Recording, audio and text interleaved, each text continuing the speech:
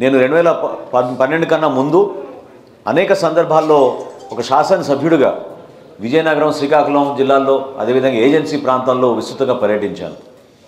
2012లో శాసన సభాపతిగా పెద్దలందరి సహకారంతో ఆ రోజు జయప్రకాష్ నారాయణ గారు కూడా అక్కడ వచ్చి ఈ కార్యక్రమాన్ని ఆయన చాలా మనస్ఫూర్తిగా ఇన్వాల్వ్ అయ్యి అభినందించి ఆయన కూడా ఆ ఎజెండా రూపొందించడంలో ప్రత్యేకంగా శ్రద్ధ చూపించి ఈ విధంగా మనం అరకు డిక్లరేషన్ చేస్తే భవిష్యత్తుకు ఉపయోగపడుతుందని ఆ రోజుల్లోనే 5,000 కోట్ల రూపాయలతోటి గిరిజన ప్రాంతాల్లో అరకు డిక్లరేషన్ చేశాం.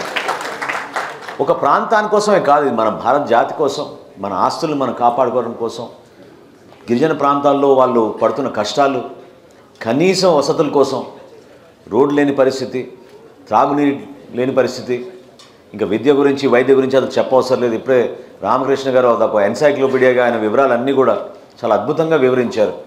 ఏ రంగంలో చూసినా కూడా వాళ్ళకి ప్రభుత్వంకి దూరం అయ్యారు, కానీ ప్రభుత్వం నుంచి ఎవరు కూడా దగ్గరికి వెళ్ళి మీకు కావాల్సిన సమస్య, మీకున్న సమస్యలు ఏంటి దాన్ని అర్థం చేసుకోవాలనే ప్రయత్నం గతంలో కూడా జరగలేదు.